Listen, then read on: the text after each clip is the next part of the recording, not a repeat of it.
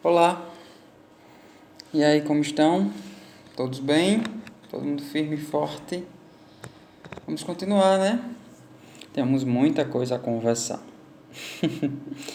Olhem, eu já havia iniciado o assunto novo com vocês de história, tá? Hoje eu vou continuar sobre história, sobre a teoria da evolução. Falei para vocês na aula passada que nós temos, a princípio, duas teorias importantíssimas. Há, na verdade, tantas outras teorias. Só que quando, para o estudo de história, para que o que vocês precisam saber de fato, é que nós temos duas. Essas duas teorias, elas são as aceitas, vamos dizer assim. Vamos dizer assim, não, são as teorias mais aceitas. Perdão. É a teoria criacionista e a teoria evolucionista. Repito, a teoria da criação é a teoria pregada pela religião, de que somos descendentes de Adão e Eva, que Deus criou o mundo, toda aquela história que conhecemos desde pequeno, né? Aquela história que é contada por geralmente nossos pais, diante da nossa educação religiosa. Mas, de outra banda, temos a teoria evolucionista. O que prega a teoria evolucionista? A teoria evolucionista é a teoria definida por Darwin, chamada darwinismo, e que vai dizer que somos descendentes de quem? Somos descendentes dos primatas, tá? Só que não é qualquer primata, não é qualquer macaco, os macacos não vão estar evoluindo o tempo todo para se tornarem seres humanos, certo, gente? Foi um determinado grupo de primatas que começou a se desenvolver e evoluir e assim deu origem à humanidade. Os primeiros homens, os chamados hominídeos, como eu também já falei para vocês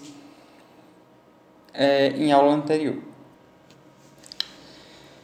Tá, queridos, e é justamente isso. Hoje o professor de vocês teve um dia muito corrido, tá? Já fiz audiência online, daqui a pouco eu tenho uma reunião com a PM de Major Isidoro. Problemas. Sim, vamos. Hoje vamos dar continuidade na página 12. Página 12 e página 13 vai ser o objeto do nosso estudo de hoje. Na página 12 vamos falar um pouquinho sobre a Revolução Neolítica. A Revolução Neolítica é onde nós vamos observar a transição dos hominídeos. Como eu disse a vocês, hominídeos são quem? Os primeiros homens a habitar o planeta. Então, nós vamos ver a evolução desses homens, que eles vão deixar de ser nômades e passarão a ser sedentários. Chamada sedentarização. Queridos, a Revolução Neolítica, tá? Pode ser chamado também de Revolução Agrícola. Nós tivemos várias transformações importantíssimas que desencadearam as transformações da humanidade, a transformação do homem como sujeito modificador do seu ambiente. É sabido também que, durante muito tempo, durante alguns séculos, claro, e milhões de anos, vamos dizer assim, muitas vezes há uma transformação de determinadas regiões, tá?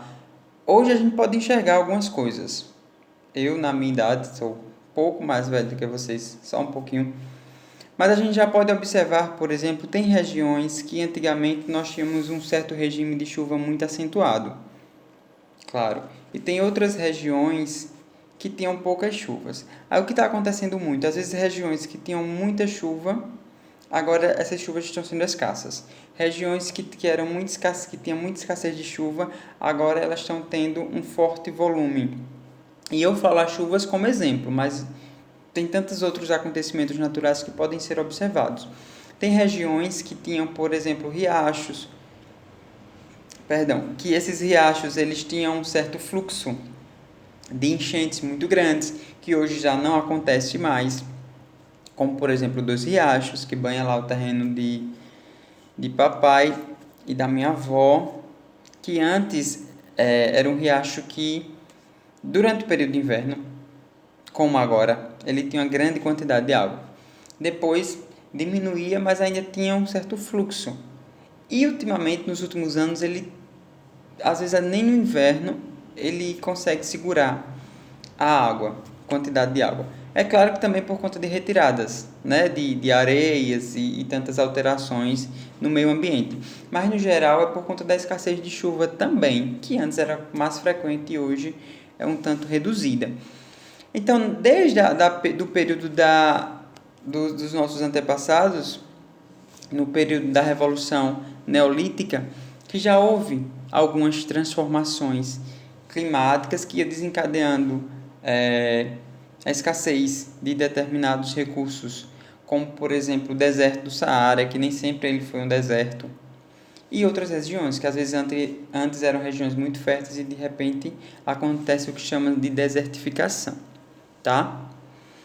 Deixa eu ler aqui um pouquinho para vocês sobre esse período importantíssimo. O período neolítico, também conhecido como Idade da Pedra Polida, foi um momento da história em que desenvolveu-se a técnica de polimento e permitiu a elaboração de artefatos mais recentes, portanto mais eficientes, o que levou a um aumento de produção agrícola, criando condições mais propícias ao desenvolvimento agrícola dos grupos humanos. O que aconteceu, meus queridos? Nós precisamos entender os acontecimentos históricos de uma forma abrangente, tá? Não é do dia para a noite. Por exemplo, eu não durmo sem saber manusear determinada técnica e acordo já sabendo, tá? As coisas acontecem, como eu sempre expliquei para vocês em questão de história, ao passar do tempo, dos anos, da observação. E nesse período não foi diferente, quando as coisas começaram a acontecer, quando eles começam, na verdade, a dominar algumas técnicas, tá? Técnicas de plantio, técnicas de ferramenta, que antes utilizava-se muito a pedra para tudo, para cortar, para caçar, tá? Depois eles começam a molar pedra, ou então eles começam depois a descobrir outros objetos através de metal, a utilização do ferro, que já acontece um pouco mais para frente. Então, tudo isso são mudanças que vão acontecendo, como eu disse a vocês, no decorrer do tempo. Professor, quanto tempo mais ou menos isso demorou? Nós não temos uma previsão exata para dizer que, sei lá, que a partir do desenvolvimento dos hominídeos, com 5 anos depois eles tinham aprendido essas técnicas. Não, nós não temos datas exatas nesse sentido. A história só define os momentos, até porque aconteceu há muito tempo. E em tantas épocas passadas nós nem tínhamos noção de tempo, de calendário e tantas outras coisas. Vou continuar lendo mais um pouquinho aqui para vocês. No final do período neolítico, o ser humano começou o quê? A desenvolver técnicas de fundição. Como eu disse a vocês, fundição é quando você geralmente, ali eles já tinham dominado o fogo, tá, gente? E aí eles começam a fundir objetos, transformando esses objetos. E com isso passam a utilizar alguns metais para fabricar seus objetos. Os instrumentos de pedra foram gradativamente. Quando eu digo que algo é gradativamente substituído, significa dizer que essa transformação aconteceu com o passar do tempo, certo?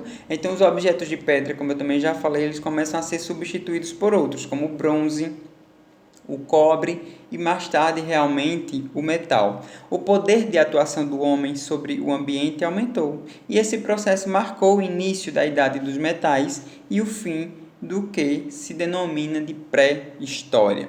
Ou seja, esse acontecimento, na verdade, ele passou a ser um divisor de águas. O que é um divisor de águas? É um acontecimento realmente importantíssimo, que ele é tão importante para a história que ele serve de marco, tá? Como o nascimento de Cristo, né? As coisas começaram a ser divididas antes de Cristo e depois de Cristo. É lógico que o nascimento de Cristo foi um acontecimento mais grandioso, principalmente para a questão da religião.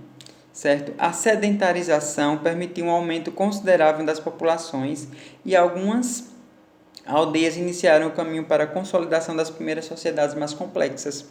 Tá, queridos? Ou seja, quando eles começam a dominar essas técnicas de fundição e de cultivo também, é claro, eles perdem a necessidade de estar migrando de um lugar para outro. Se não tem mais necessidade, é claro que eles começam a passar mais tempo em determinadas regiões. Se você está mais tempo em uma determinada região, significa que ali você vai acabar desenvolvendo um determinado grupo, tá? Um povoado, que nós chamamos de povoado, por exemplo, um distrito ou um sítio. por conta da permanência em determinados locais e também porque eles começavam a perceber que se eles já conseguiam dominar algumas técnicas, não havia necessidade de estar mudando, até porque se você muda de uma região para outra, primeiro que você não sabe o que aquela região lhe aguarda. Então, a princípio, tem toda a comodidade também, que já se pensava, é claro, em manter-se em determinada região por um tempo mais considerável, tá, querido? Vocês nem imaginam a saudade que eu tô de brigar com vocês em sala. Tá demais. Ó, vamos avançando no conteúdo, tá? Agora, vamos para uma parte que tem de reflexão no livro de vocês, que é mais precisamente na página 13, que ela trata sobre nômades no século XXI. Por quê?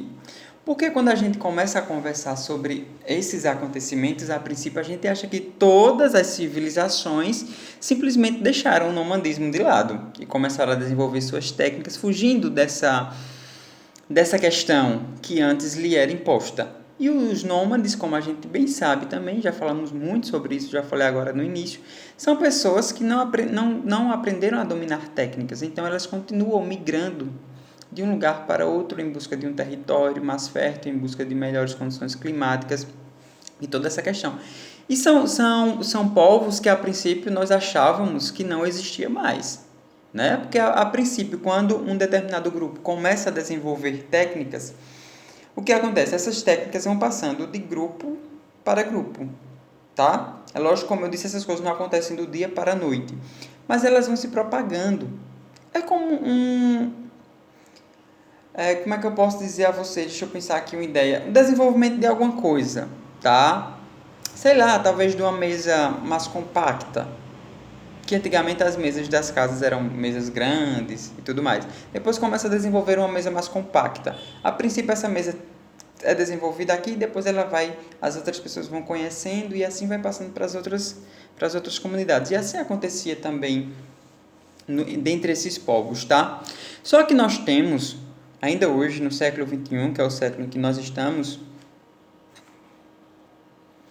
nós temos um grupo, tá? Um grupo social que ainda hoje eles são nômades, tá, gente? Que são quem? São os nenetes. Eles habitam lá na península de Yamal. São criadores de renas.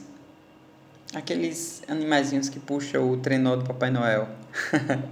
Tá, gente? Esse grupo, eles não se fixaram em uma região só. Eles continuam migrando de um lugar para outro, de um lugar para outro. Sempre buscando uma comodidade, um ambiente climático para a criação dos animais que eles criam, que são as renas, tá?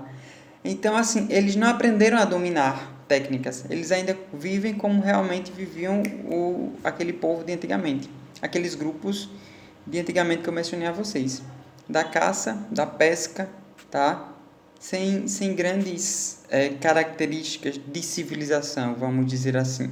Mas é claro que tem a importância deles, tá? O fato de uma sociedade não ter se desenvolvido tão quanto as outras não significa que ela é melhor ou pior do que qualquer outra sociedade ou civilização. E o que esse grupo dos nenetes enfrenta geralmente é que, com o avanço das diversas tecnologias, como a gente vem ver, desenvolvimentos e na verdade os recursos minerais eles estão cada vez mais escassos. Por quê? Porque estão sendo retirados da natureza, como o petróleo, o gás natural e tantos outros minérios que são retirados e esses minérios eles não se recompõem. O petróleo que é tirado, o gás natural que é tirado de determinada região, ele não vai se disseminar novamente, tá? Uma vez tirou daquele lugar, acabou. São recursos, na verdade, esgotáveis, porque realmente se esgota. E por conta dessa busca, esse grupo dos nanetes, eles estão realmente ameaçados. Por quê? Porque a região que eles habitam é uma região nossa, enganchei agora, perdão. É uma região que vai ser afetada por conta da exploração do gás natural e do petróleo. Então, a esse grupo, na verdade, eles correm sérios riscos de serem extintos. Não que as pessoas vão chegar lá e matá-los, de fato, tá? Não estou falando disso. Estou falando que eles não aprenderam a dominar técnicas de sobrevivência, como eu disse a vocês. Eles saem migrando de uma região para outra dentro daquele território, tá? E se esse território começa a sofrer mudanças provocadas pelo homem, com certeza eles serão também afetados, direto ou indiretamente, tá? Com certeza de forma direta. Vou ler aqui um pouquinho para vocês. Ó. Os nanetes habitam a península de Yamal, região do Círculo Polar Ártico, tá? Há cerca de 2.000 anos de Moscou, na Rússia. Sobreviverão os períodos dos czares, de revolução dos bolcheviques e o fim do comunismo. Ou seja, é lógico que eles não têm milhões de anos de vida, mas a comunidade em si, ela não acabou. Ou seja, uns foram tendo os filhos e esses filhos foram perpetuando e vivendo da mesma forma que os antepassados também viviam. Mas eles enfrentam agora o desafio, que é realmente o desafio, como eu disse a vocês, da sobrevivência. Por conta da exploração do gás natural e petróleo em suas terras, anunciada pelo primeiro-ministro russo, Vladimir Putin. Para eles é sorte, para nós o terror. Ou seja, tudo bem que a sociedade